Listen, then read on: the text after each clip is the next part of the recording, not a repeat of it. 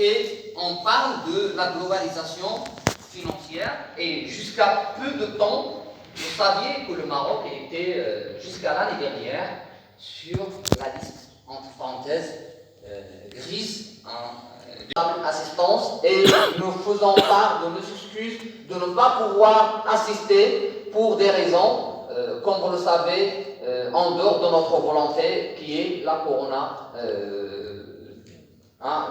la Covid-19.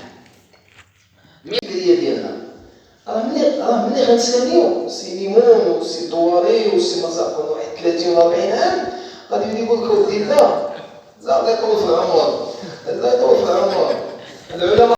Toute l'honorable assistance se forme d'un papier de recherche et sur une revue de littérature de 2015 de 2005 à 2020, donc sur la thématique des normes FRS et les économies développées. Et à ce moment-là, donc, on peut parler sur ça. C'est-à-dire qu'on essaie un petit peu de se normaliser, mais, comme il a dit M. Limon, d'une manière qui est progressive. On est un petit peu dépassé. D'accord? On est un petit peu, normalement, dépassé. Donc, comment faire pour moi, je parle toujours de la question de est-ce qu'on produit de l'information, par exemple, financière, ou bien parfois on essaie de l'industrialiser. D'accord? À de la communication financière, ou bien l'information financière, ou bien le fondement, la base de ces normes, le cadre, voilà, il donne à ces pays d'avoir des possibilités ou plusieurs options d'évaluation pour les adapter à leur spécificité. Donc ces normes n'étaient pas cadrées ou fermées. Ils donnent bien sûr comptable, donc c'est le coordinateur du master management finance d'entreprise et aussi c'est l'encadre des thèses dans la normalisation comptable puisque c'est son domaine aussi, la consolidation et tout ce qui est normalisation comptable. Donc voilà, à vous la parole, mon cher collègue. De ce colloque, c'est donner à ces chercheurs la possibilité de chercher, d'essayer de nous donner des pistes de réflexion afin d'adapter ces normes et les rendre plus commodes, plus opérationnelles pour le contexte des pays émergents, notamment celui qui est d'humain. Parce qu'il reste aujourd'hui ouvert. Vous savez que la normalisation a des impacts très importants sur l'émergence de la finance. Maintenant, on a adopté un système et on ne trouve pas la solution pour adopter ou adapter les normes à ce système. C'est un sujet qui est très intéressant pour ceux qui veulent approfondir et travailler. Ça peut faire même le sujet d'une thèse, à condition que vous maîtrisez l'actualité. Merci. Parce que vous savez que le système économique, parmi les défaillances de ce système, la question qui se pose de pourquoi l'approche fiscale, la question de l'informel, d'accord, le secteur informel et son impact sur la communication financière, ça pose toujours des problèmes. Et j'arrive normalement, donc si on arrive à donner une pertinence à la communication financière, c'est-à-dire à avoir la volonté de croisière, on essaie, on applique un petit peu, on demande de fermer, de ne pas appliquer certaines normes. Pourquoi? Parce que soit que notre économie n'arriverait pas à supporter l'ensemble des exigences imposées par ces normes, soit que nos entreprises n'ont pas encore la capacité économique à divulguer cette information et à sortir jouer blanc sur le marché financier. Et c'est notre marché, il reste jusqu'à présent un petit marché financier qu'on essaie avec les efforts qui étaient faits avec la création des financiers. Parce que lors du moment du coronavirus, on a vu qu'il y a d'argent mort. Peut-être pas, mais il y en a. Donc, Donc j'aimerais bien qu'il se répète ce corona, mais pas sans décès. Hein. Donc c'est juste le corona économique. J'aimerais bien qu'il sorte cet argent. Donc, il a parlé de la difficulté d'application de ces normes comptables pour le secteur de la finance participative et comme exemple l'assurance Takaful parce que c'est très intéressant aujourd'hui. Takaful, il a posé beaucoup de problèmes en termes d'application. C'est vrai que le côté financier, le côté Sharia, c'est bon, mais maintenant c'est le côté comment on va assurer, surtout dans tout ce qui est assurance vie. Pour les compagnies d'assurance, ils sont bloqués aujourd'hui en matière de provision et de fonds propres et ils mettent la pression sur l'ISP pour changer l'IFRS 17 parce que pour eux, il est inapplicable. Une assurance, parce que dans la finance islamique, il n'y a pas quelque chose qui s'appelle vie, assurance vie. Il n'y a pas des produits de vie. Il y a des produits de non-vie. On peut assurer une maison, on peut assurer une voiture, on peut assurer un bateau. Sur le pôle, normalement, soit sur l'aspect économique ou bien sur l'aspect financier, on parle beaucoup de normalisation sur le marché financier. Mais la question qui se pose et la problématique qui se pose, c'est-à-dire comment faire, ou bien comment arriver à cette normalisation. C'est ça le problème, normalement, qui se pose. Et ça va nous amener à décoder, normalement, donc, le système financier, de telle manière de dire quels sont normalement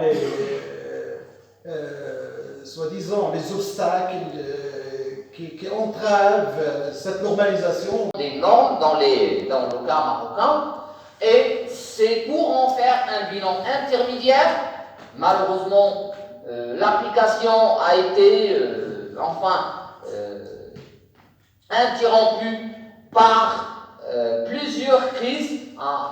Comme vous le savez, il y avait la crise de 2002 qui a suscité l'application.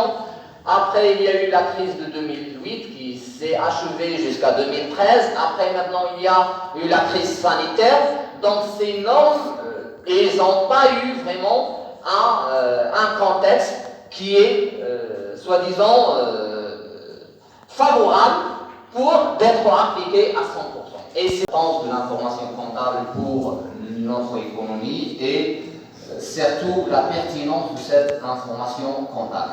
Et il a tenu à rappeler le principe de la clarté qui est un principe comptable qu'on cherche depuis longtemps, et bien sûr on va y arriver peut-être un jour, et le rôle de cette crise de coronavirus, certes qu'il avait des choses négatives, beaucoup de choses négatives, mais il a eu des choses très positives, notamment le fait qu'il a reflété les failles qu'on a dans notre système économique et dans notre système financier. Et c'est un moteur qui sera en stand-by, donc comme le projet des Small FRS qui sont dédiés pour les entreprises, les petites et les moyennes entreprises qui restent aujourd'hui dans les tiroirs de l'ISB, de l'organisme chargé de l'application de ces normes.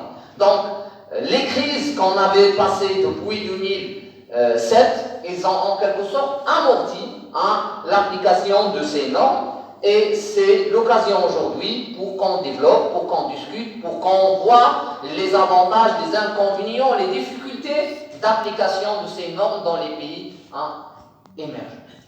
Et sur cela, je vous remercie. Donc, pour la parole de mes chers collègues, Mon cher ami, j'étais ancien officier 6 années. Notre cher directeur de la Roda c'est Dinar, ainsi que Simoza, et chers étudiants, chers assistants. Donc, vous avez tout dit.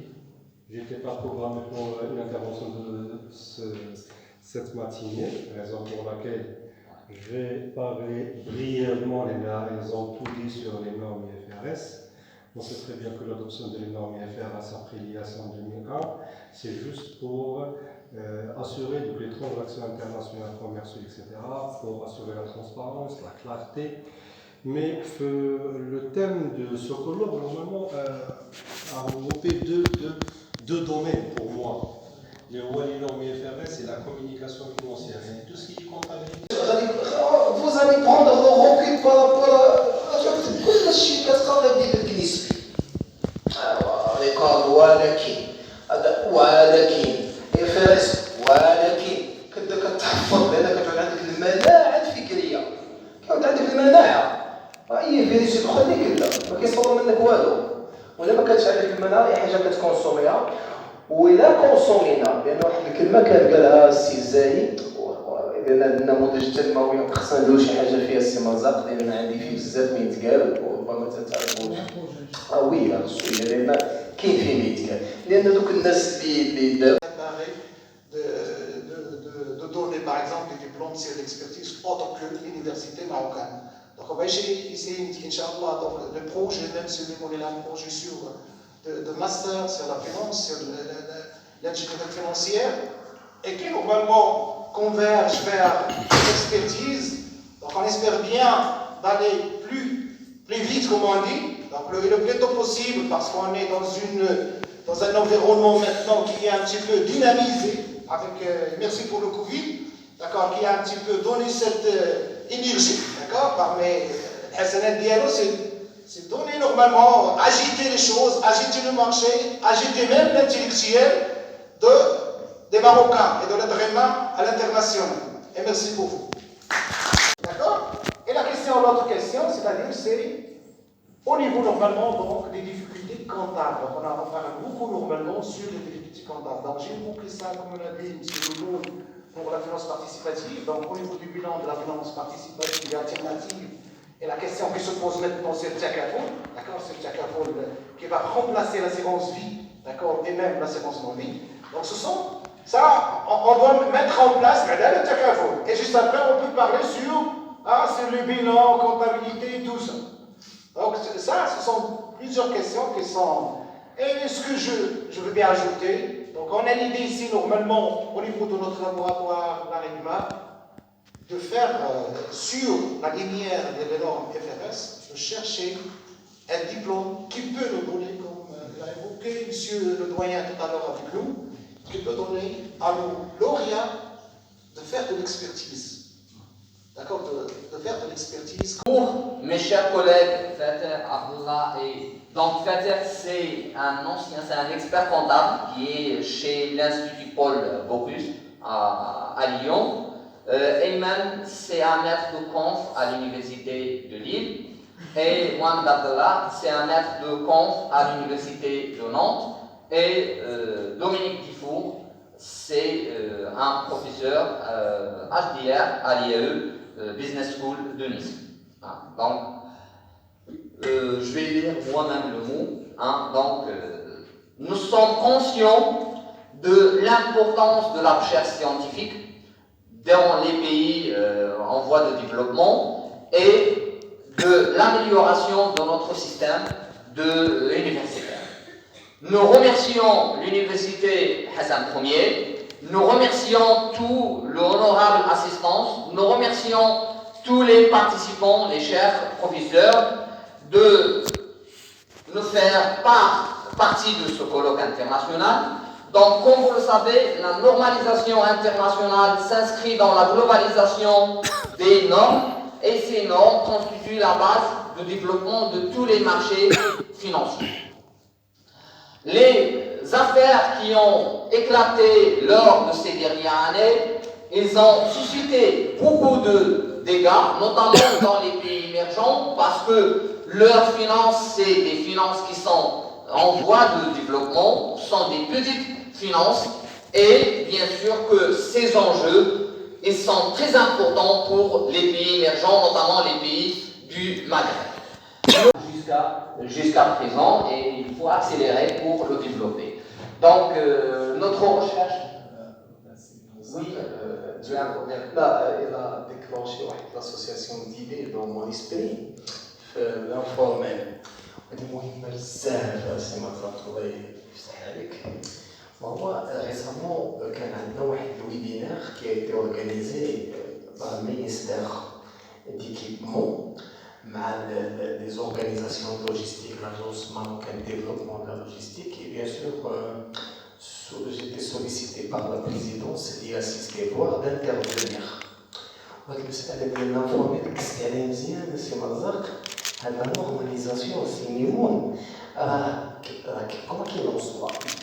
On est pour la normalisation, mais il faut adapter la normalisation aux spécificités.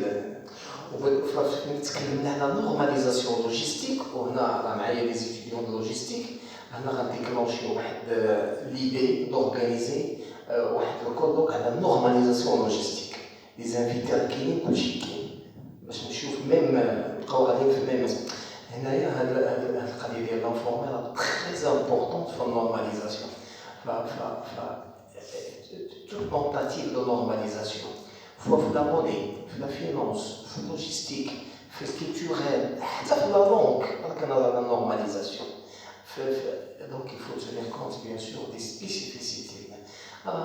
On n'est pas là pour consommer ce qui se passe dans le reste du monde. Attention, علاش كنقراو كنكونوا في راسنا؟ لأن الفكر كيحمي من الخطأ.